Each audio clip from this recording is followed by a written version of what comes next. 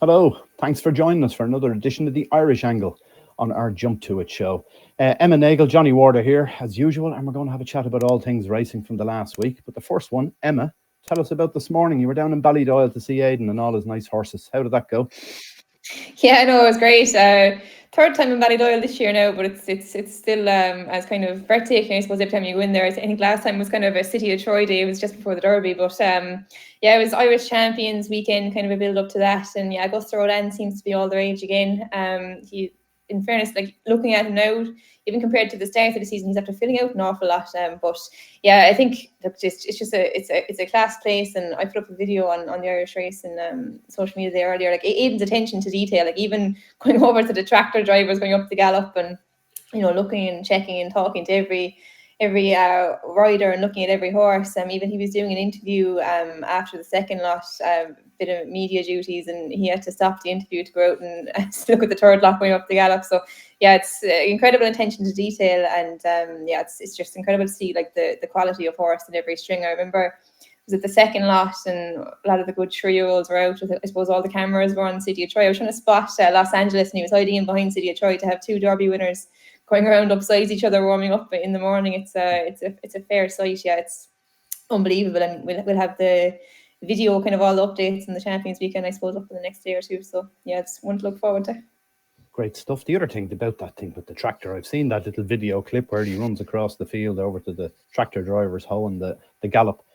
Why didn't he use his walkie-talkie? I'm sure they must be on the channel somewhere, the 3 lads in the tractor, certainly. But he runs across instead of putting it out the walkie. Maybe he didn't want us to hear. I think he was having a look in to see was the. I presume it was to see was the whole gallop was getting level because there was all the good horses coming up next. But yeah, it's incredible attention to detail. He kind of wants to talk to everyone every morning, and even going around to everyone. Like there must have been 30 or 40 people there, and he went over and saying hello to everyone, greeting everyone. It was yeah. When you say the 3 lads in the tractor, is that the lads? It could be the 3 lads. You couldn't see who they were, but I'd say it probably was Michael Tabor and John Magner and Derek Smith. I think Derek Smith. A good old photo, wouldn't it? Yeah. That's unreal. The other thing I took out of it is you also put up a sheet of all the different riders that were riding and the horses that were in the 2 lots that were going out. Rachel Richardson. She rides Augustus Rodan in the first lot and City of Troy in the second lot. What's she riding there? About 100 millions worth of horse every morning in 2 lots. That's unbelievable, isn't it? We talked about, getting up in the morning for work. That'd get you out of the bed, wouldn't it? Riding Augustus Rodan followed by City of Troy. Yeah, she's like a Ryanair pilot, machines the whole time. Yeah, unreal. There you go. Ryanair, like a few machines like them, I'd say. And certainly their owner would. Michael O'Leary, he's never had a horse at that level, has he? Anyway. We shall move on. Right, some big issues from last week. The big one, the first one, is Luke W. Comer, son of Luke Comer. Luke Comer, of course, has his license taken away for 3 years, and his son followed suit during the week. Last Thursday, there was a referral hearing, and he gets 1 year, and he's to give 20 grand to Troyella, the charity for rehoming racehorses. And this is over an incident from 2021, it was, March 2021, where most people be aware that the IHRB got a tip off. They informed the Department of Agriculture, Food and the Marine, and they all went in to have a look at his place. Wasn't actually in around the stables. It was in a forest in the overall estate. Somewhere off a track in the forest, they found 9 carcasses of horses that had been buried there rather than buried the way they should have been, or brought to a knackery is the official thing that should have happened with it. But anyway, at the end of all this, they've given him this 1 year suspension at a referral hearing. I find a couple of odd things about this, and I'll ask you what you think.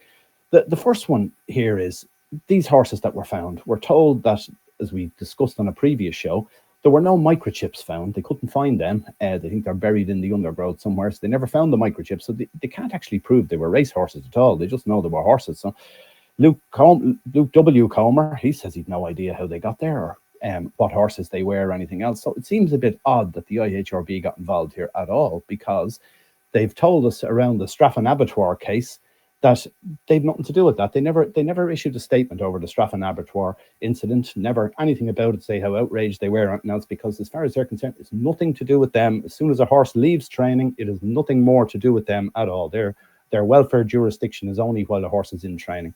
So these dead carcasses, obviously, they're not in training, so I don't know what it has to do with the IHRB.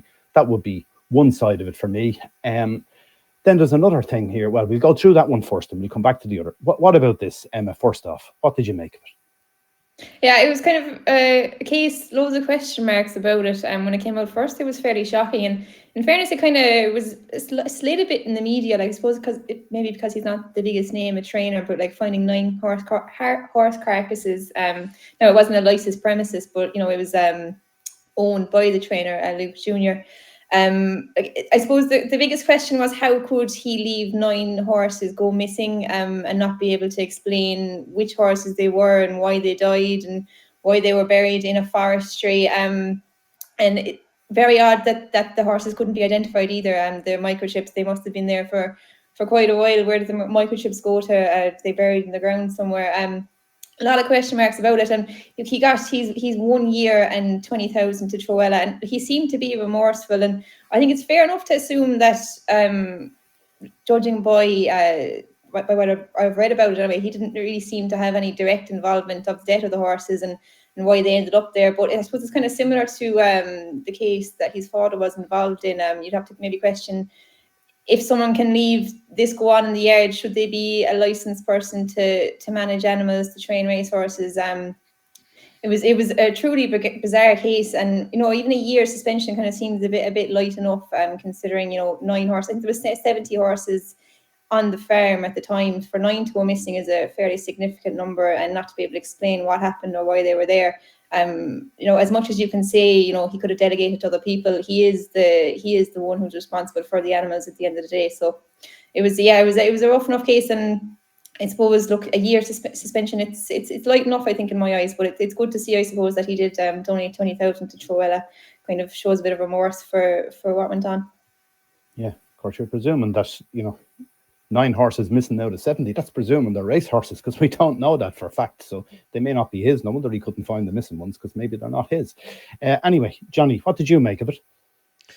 Yeah, the whole issue leaves questions to answer, Vinny. A little bit like his dad's case, in the sense that, like, I've met Luke Homer Sr. a few times, and I firmly believe that he didn't know actually what happened to the horses that were doped. And in this instance, I don't know Luke Homer Jr. at all, but my understanding is that his role in this case is perhaps not as bad as it seems, because, like, in a theoretical scenario, those horses might have been sent to the right place, which is the due process.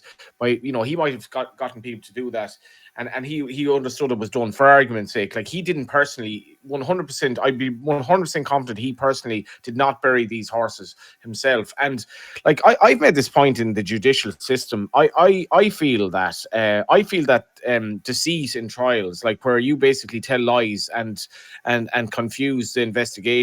Say in the case of a murder, if you lie through your teeth about what happened, you're making that case a lot more difficult to solve, and you're costing time that could be done on other cases. And the amount of hurt you're causing, if you've done something wrong and you admit to it, I'll give you that. And in this instance, Luke Homer, by all accounts, he behaved impeccably afterwards, and he basically, there was a reference to the Ward Union hunt, and he accepted sort of that, he basically accepted responsibility, and he behaved very well. And that's why I feel that the punishment isn't so bad. And we don't really know what happens here. I'm of a mind to maybe try and do an interview with Luke, because I imagine there's a story here that hasn't really been told, in the sense of how these horses ended up there in the first place.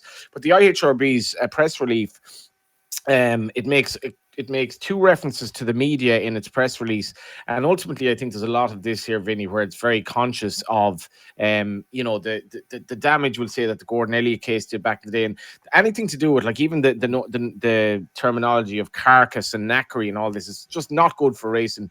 The Strafford abattoir stuff was scandalously bad. It was a disgrace, and we've had more incidents since, and I think the IHRB was very conscious of that. But, like, who tipped them off in the first place? This is a really odd case, and I do feel that I'll give Luke his due, Luke Jr., because I feel, from reading between the lines here, I feel that he's done all he can to help the IHRB in the investigation. Yeah, the other thing to note here, what he's been done for basically is having caused significant harm to horse racing's integrity and reputation, which are the reputation to be pretty low at this stage after all of those cases, as you've mentioned, over the last few years. So you can see why you mightn't be getting as much of a sentence as you would have got years ago over it, because there's no reputation to be protected at this stage, nothing much left of it. The other thing with this, on this whole thing, I find this really bizarre about the referral hearing, and maybe the two of you can give me your opinions on it. What happened at the referral hearing, we are told, is the IHRB asked, this is what the referral hearing people say, is they asked us to impose a suspension of 1 year and a fine for each charge. And then they say, Luke suggested a contribution of 10k each year for 2 years to Troyella. So basically, the referral committee went and they had both sides say what they think the sentence should be. This seems, I've never heard of this before.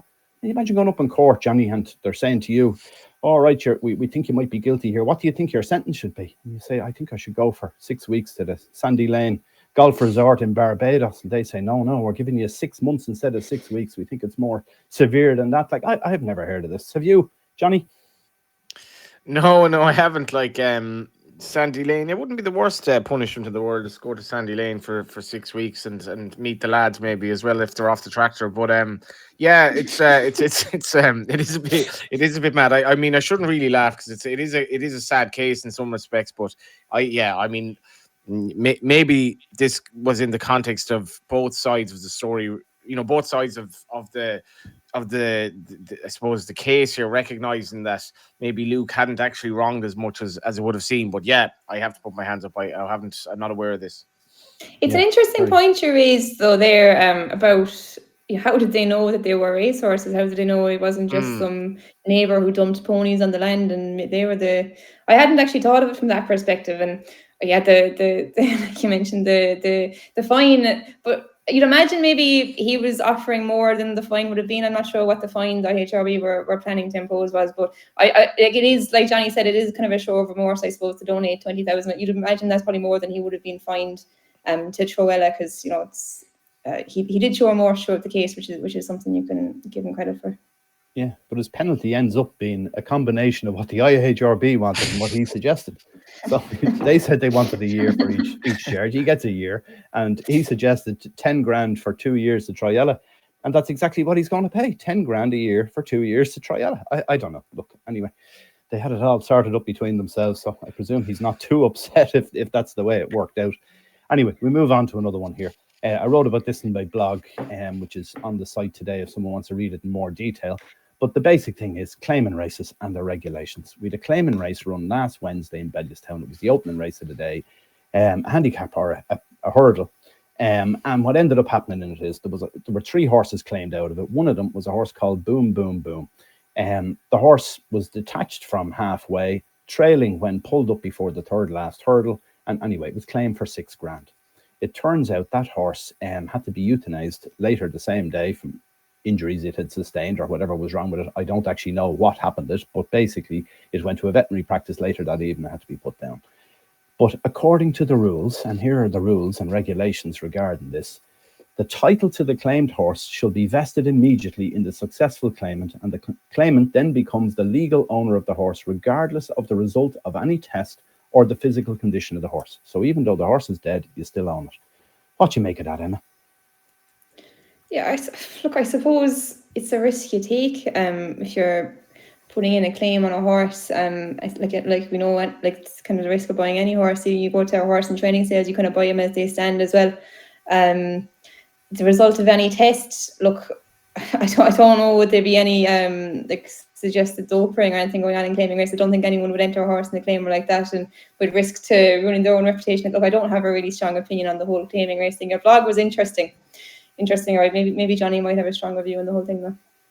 Yeah, well, in fairness, now this instance it's very, very rare, like Vinny. So I mean, it's unfortunate. It's kind of like, I mean, I've had good bets on horses who just planted at the start, and you're kind of like, I mean, say if you had a 4-figure bet on a horse that had no history of planting him or herself at the start, and it just happens, and you're like, it's tough, but kind of that's how it is. And in this instance, I don't really know what else we're supposed to do. Like in the sense that like it's just tough luck really. Assuming that the horse obviously went into the race and there was nothing untoward. But in relation to claimers, like I disagree with you fundamentally in that. Like I'm a big fan of the claim system in terms of A, acquiring a horse, and B, getting a horse to move on. And I think that can be good to tell you, like, if a trainer improves horses out of a claimer, it's good advertisement of his ability or her ability. In terms of the betting aspect to it, I get what you're saying. I almost never bet on claimers, maybe partly because of the reason you say, but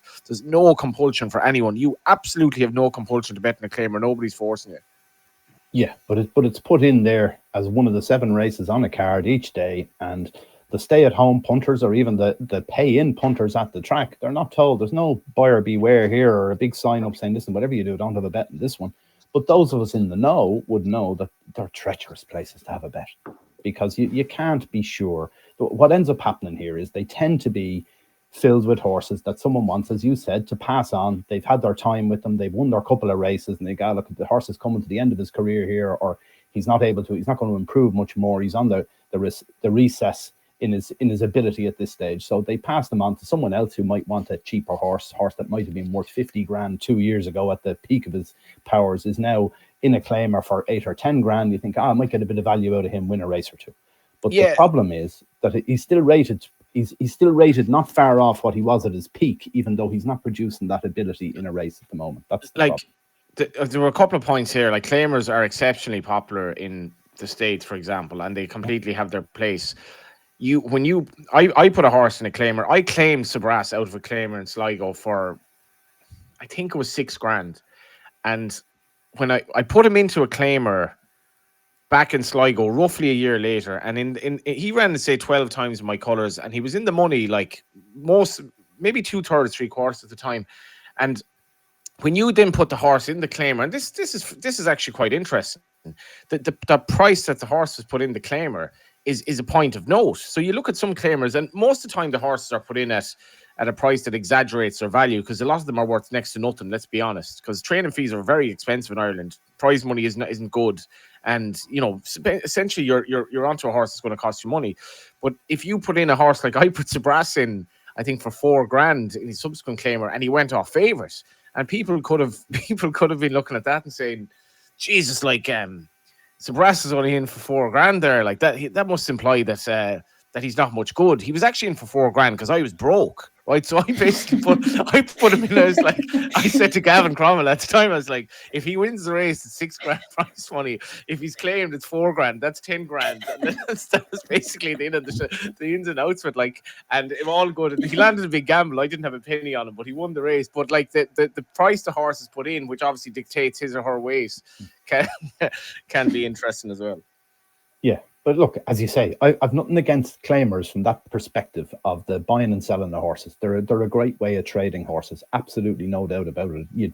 Look, in theory, you'd prefer to get one out of a claimer where you'd seen it running a race than you would necessarily go into a sale when you're just looking at it walking around a ring and you've never seen it even trot or whatever as the case may be. So, yeah, they have a place. I just don't think they have a place in the betting market. They shouldn't be in the mainstream part of racing. Run them on days when you have barrier trials in Dundalk or Nace or wherever that may be, and run as many of them as you like and let everyone buy and sell as much as they want. But I don't think they're meant as a betting medium. That's my only issue with it. Anyway, look, we'll move on.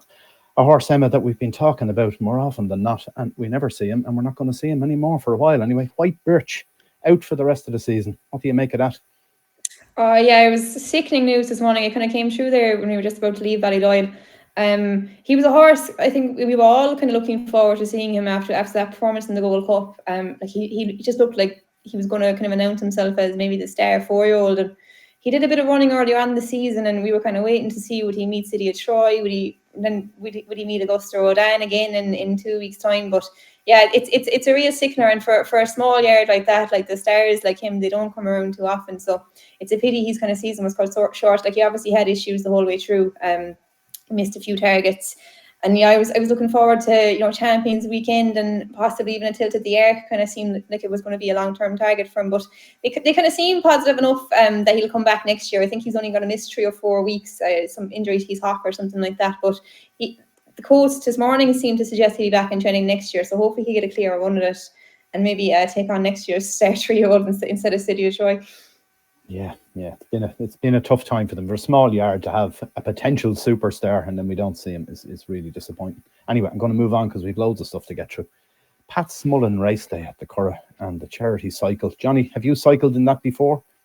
I have, yeah, when I was in better nick than I am now, and it's actually quite remarkable. I remember we were I seem to recall us being at Bellewstown Fairy House. I had to go back to work, so I left them at maybe it was Fairy House. I nipped off home, and then they went down. Subsequently, I think they went to the Curragh. That's maybe a couple of years ago. But Gavin Lynch, who lost his mother to pancreatic cancer, it's a fantastic initiative. And the race itself on Saturday was, I thought it was marvelous to watch. Like, to be honest, now most charity races I would barely watch them. I've really no interest in them. You might donate a few quid to the relevant charity, but this one was laden with emotion, really, and like. I'd say the biggest roar, I wasn't at the Curragh now, but I'd say the biggest roar of the day was when Pat Smullen came travelling there and by your side, who I'd actually seen win it from more the previous day for Kieran Gamble, who's a great fella, and they got a great kick out of that, him and his mates at the races. But Steph, who won, Steph Searle on the winner, she's a great character. You'd meet her at the race as well, and I was delighted for her. It was actually a fascinating race to watch. I thought young Smullen, and I'm no judge of jockeys, but I thought he didn't look like a fella that was sort of taken off the streets and riding in a charity race. As Emma was pointing out to us before we came on air, he's aesthetically he's a lot like his cousin Joseph. It's remarkable to have two cousins look so much alike. But as a rider, I don't think either his late father, who's so sadly missed, or Joseph, who was such a good rider himself, I don't think either of them would be ashamed to say that this kid is related to them in terms of his riding ability. It was a brilliant race to watch. Yeah, when I saw Pat Smullen Jr. before the race, I thought they were after putting in a ringer for him. I thought they were after putting Joseph up to try and get the win. But it would have been nice if he'd have won. But sure, what can you do? He finished third, he ran a cracker. And I'm sure the family were all very pleased with the performance. And of course, his sister Hannah has ridden a winner recently as well. Great for the family, isn't it, after the tragedy of poor old Pat? Because he was a lovely man. I really, really liked Pat. He was a fabulous jockey, but he was a lovely man besides that. It was terrible that he was taken so young. Yeah, it's great to see the kids on the racetrack. I suppose I think everyone in racing is getting a bit of a kick out of it. I saw young Paddy's posting himself as well on social media, saying how much it meant to him to just ride around the Curragh after all the success his father had there. Yeah, it was brilliant, and he did look good. Now, in fairness, I wonder, is he going to take out a license after it, or did he just want to have one go at it? But I thought he was coming there with a run. But Steph was going fairly well in front on Iker de Bois. But yeah, I'd say, look, I wasn't there. I was actually away on the day. I would have liked to have gone up there, but seemed like a great day out. And like Johnny mentioned, the Coast to Curragh thing, it's a great initiative, and it's great to see AP McEvoy, I think, cross the line first. I think he actually won the very first Pat Smullen charity race as well. I think it was all the jockeys rode in the first one. So AP's obviously still taking his sport fairly competitively. I was there that day, and that really was like that. That was definitely one of the most memorable days racing ever. It was I was pretty much welling up. I think I was in the press room. And I don't know, was there? I think Tony McCoy, who I don't really know at all, actually, but he himself and Pat Smullen were kind of hugging, and it was just one of these scenes where it was like I was looking around the press, and it's like I don't cry very often. It's like I don't want to be welling up here, but it really had that much emotion. Just on this point as well, like we're in 2024. And like the scourge of cancer, like I can't get my head around how it's still in this day and age. It's such a scourge, and pancreatic cancer, which by and large, very sadly, is a death sentence. Like if this the charity that is putting all the money into this, and there was massive money earned at the time when Pat was alive. This is vital work, because pancreatic cancer is horrific, and for Gavin and for everyone, the efforts that they've made, like it's really, really valuable, and they really shouldn't be forgotten, because it's fantastic work, and you'll only get to the solution in terms of cancer by kind of ruling out options along the way, and this is exactly what that is. It'll get us one step closer to curing it, hopefully. Yeah, I know they've made huge strides over the last 50, 60 years, I suppose, but like even when I was a child, they were collecting for cancer charities, and they're still collecting for them now, doing research, and it's obviously more complicated than we know. It's even tougher than trying to find a winner, I'd say, to try and find anything that helps in these sort of situations. But anyway, we will move on. Loads more horse racing things to talk about. First one, Absurd, going for the Melbourne Cup now after winning a listed race in Chester. This horse, Absurd, Willie Mullins, he ran in the Melbourne Cup last year. He was 6th in the race. And he's one of 7 Irish trained horses that are currently 20-1 or less in the betting for the Melbourne Cup, which is absolutely astonishing. But the other thing here is he was 31 lengths behind Grosvenor Square in the Curragh only 2 weeks ago. How good is this Grosvenor Square, Emma? Yeah, he's pretty good. We saw him this morning, but yeah, Absurd. Like, he's just the horse of kind of a lifetime for his owners. Like, can you imagine having a horse who'll take you to? Wasn't he second in Royal Ascot? He won the Ebor, he won in Cheltenham, and now he's back to winning in Chester. Been to the Melbourne Cup, go back again this year with a big chance. And I don't know, did you see the interview as well with his groom Emily afterwards? It would probably warm the coldest of hearts.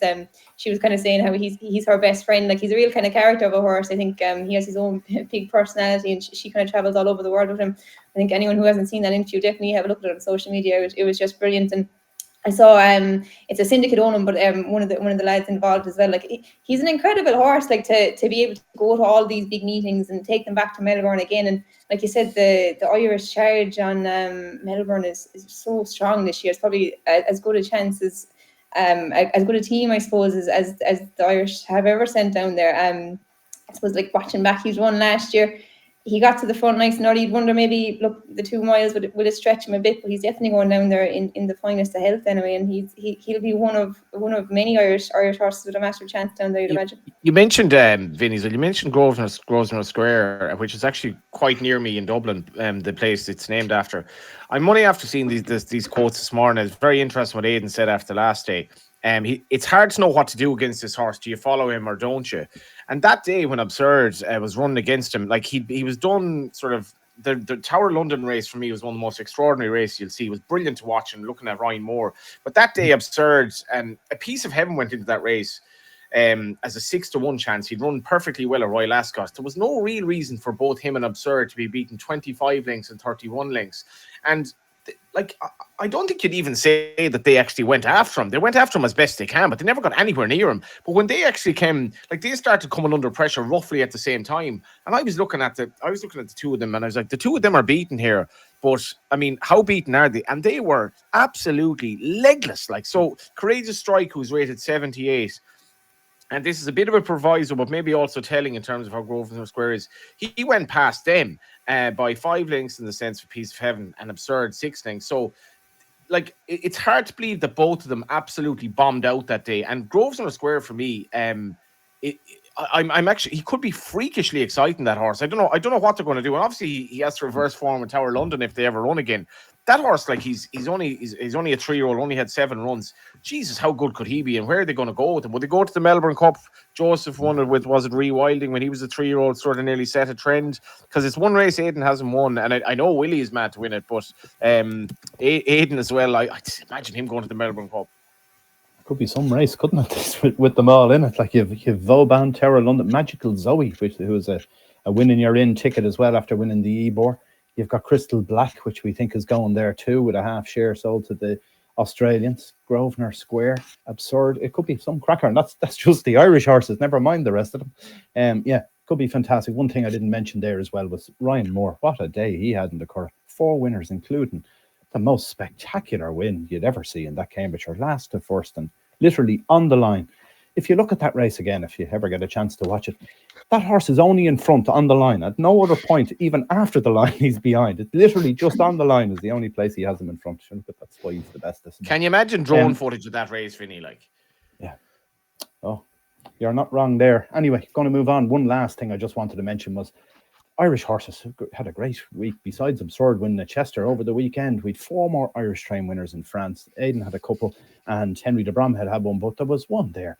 Patrick Griffin's Roy Mage, horse who's running the last couple of Grand Nationals in Aintree, comes out as a 12-year-old and wins the biggest cross-country race in France at Crayon, if that's how you pronounce it, like the thing you used to use as a kid in school, at Crayon.